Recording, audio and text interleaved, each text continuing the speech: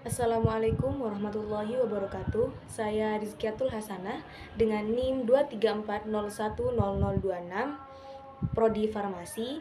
Di sini saya akan menjelaskan jawaban dari ujian tengah semester mata kuliah Akselerasi Teknologi Informasi.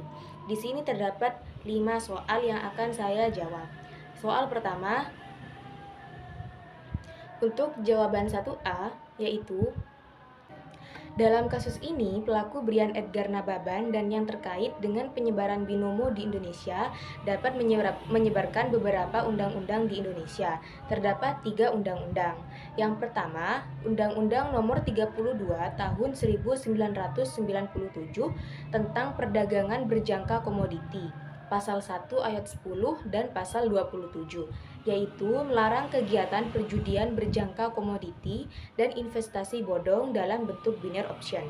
Kemudian yang kedua, Undang-Undang Nomor 8 Tahun 2010 tentang pencegahan dan pemberantasan tindak pidana pencucian uang atau TPPU. Pasal 3, jika dana hasil investasi binomo digunakan untuk pencucian uang. Dan undang-undang yang terakhir yaitu Undang-Undang Informasi dan Transaksi Elektronik atau ITE, pasal 28.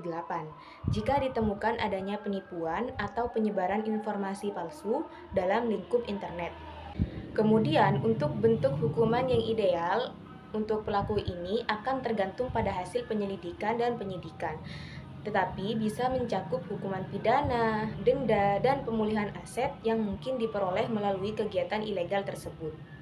Untuk jawaban 1B, untuk mencegah kejadian serupa agar tidak terulang kembali, ada beberapa langkah pencegahan yang mungkin dapat diambil. Yang pertama, penguatan pengawasan pemerintah dan lembaga pengawas yang perlu memperkuat pengawasan terhadap platform investasi dan perdagangan berjangka komoditas. Kemudian yang kedua, edukasi publik kepada masyarakat tentang risiko dan bahaya investasi ilegal seperti bimono ini. Yang ketiga, pelarangan promosi terhadap investasi ilegal melalui berbagai media, termasuk media sosial. Kemudian yang keempat, kerjasama internasional antar negara untuk menyatukan perusahaan yang mencoba masuk ke wilayah negara dengan tindakan ilegal semacam ini. Pencegahan ini akan efektif jika pemerintah, penegak hukum, dan masyarakat terlibat serius dalam upaya ini. Untuk soal nomor 2 yaitu data analytics adalah proses analisa data dalam skala besar dan kompleks untuk mengidentifikasi pola, tren, dan wawasan yang berguna. Contoh implementasinya yaitu seperti Netflix yang menggunakan Big Data Analytics ini untuk merekomendasikan film dan acara TV kepada pengguna berdasarkan sejarah tontonan mereka dan preferensi pengguna lain. Yang kedua yaitu Internet of Things atau IoT adalah konsep di mana perangkat fisik seperti sensor, kamera, dan perangkat lain terhubung ke internet. Contohnya seperti smart home system seperti Google Home atau Amazon Alexa yang menghubungkan perangkat rumah tangga seperti lampu, termometer, dan kunci pintu yang dikendalikan dengan jarak jauh melalui aplikasi di handphone. Kemudian yang terakhir yaitu Artificial Intelligence adalah bidang ilmu komputer yang berfokus pada pengembangan sistem yang melakukan tugas yang biasanya memerlukan kecerdasan manusia. Contohnya seperti Siri, Apple, dan Google Assistant untuk memahami perintah suara dan memberikan jawaban atau menjalankan tugas seperti mengirim pesan teks dan menjawab pertanyaan. Konsep ketiga ini yaitu AI, IoT, dan Big Data Analytics ini memiliki potensi besar dalam berbagai bidang seperti bisnis, kesehatan, transportasi, dan lain sebagainya. Soal nomor 3 seperti ini. Etika di dunia maya sangat penting karena internet dan media sosial memiliki dampak besar pada penyebaran informasi, persepsi, dan interaksi antar individu. Dalam kasus peperangan Israel dan Palestina, etika di dunia maya dapat membantu mengurangi konflik dan mendorong dialog yang lebih konstruktif. Dalam bermedia sosial, kita harus menggunakan bahasa yang menghormati, memverifikasi informasi sebelum memberikan informasi atau berita. Kita juga bisa memanfaatkan media sosial untuk dialog dan diskusi yang terbuka, bertukar pandangan, dan mencari solusi. Untuk itu, kita harus menghindari ujaran kebencian yang dapat merusak keharmonisan dan menyuluh konflik. Sosialisasi toleransi juga perlu kita lakukan melalui kampanye online, berbagi cerita inspiratif, atau mengikuti organisasi yang fokus pada perdamaian. Yang terakhir, kita harus responsibilitas. Artinya, kita harus menyadari konsekuensi dari apa yang kita bagikan. Melalui penerapan etika di dunia maya, kita dapat membantu menciptakan lingkungan online yang serius, yang lebih mendukung perdamaian, bahkan dalam konteks konflik seperti kasus Israel dan Palestina. Soal nomor 4 seperti ini.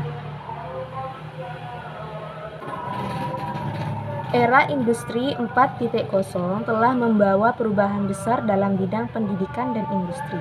Contohnya, seperti pada bidang pendidikan, yaitu pembelajaran yang berbasis digital. Teknologi informasi telah memungkinkan pembelajaran secara online seperti kursus daring dan platform pembelajaran interaktif seperti Coursera, edX, dan Khan Academy.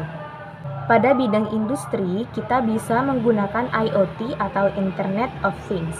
IoT ini memungkinkan perangkat terhubung untuk mengumpulkan dan berbagi data dalam waktu yang nyata. Contohnya, penggunaan sensor IoT dalam manufaktur untuk memantau produksi yang lebih efisien. Kemudian ada juga robotika, yaitu robot yang cerdas yang digunakan dalam otomasi proses produksi dan pemeliharaan peralatan, seperti penggunaan robot pengangkut dalam gudang dan fasilitas produksi. Kemudian ada kecerdasan buatan atau artificial intelligence atau yang biasa dikenal dengan AI, yang bisa digunakan dalam perencanaan produksi, mendistribusikan rantai pasokan, dan pengambilan keputusan yang lebih cerdas, seperti penggunaannya dalam peramalan permintaan produk. Kemudian ada juga manufaktur 3D atau 3D printing, yang menggunakan teknologi cetak 3D untuk mencetak komponen dan produk, seperti penggunaan printer 3D dalam pembuatan prototipe dan bahkan produksi massal yang tertentu. Perkembangan informasi teknologi di era 4.0 membantu pendidikan dan industri menjadi lebih efisien, inovatif, dan berdaya saing. Teknologi-teknologi ini menciptakan peluang baru serta tantangan dalam cara kita belajar dan bekerja. Soal nomor 5 seperti ini. Penguasaan pengembangan multimedia sangat penting bagi guru dan tenaga profesional di era saat ini.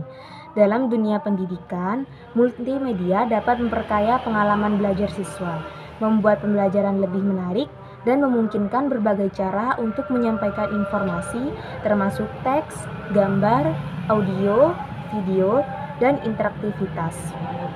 Contoh penerapannya seperti pembuatan presentasi yang digunakan untuk menjelaskan konsep-konsep yang kompleks, penggunaan video pembelajaran untuk memvisualisasikan materi pelajaran, pengembangan perangkat lunak pendidikan, pemanfaatan gambar, infografis, dan animasi untuk memudahkan pemahaman siswa, pembuatan konten e-learning yang interaktif dan responsif. Dengan penguasaan multimedia, guru dan tenaga profesional lainnya dapat meningkatkan efektivitas pembelajaran dan beradaptasi dengan perkembangan teknologi pendidikan saat ini. Sekian video dari saya. Apabila ada salah kata, saya mohon maaf. Terima kasih. Wassalamualaikum warahmatullahi wabarakatuh.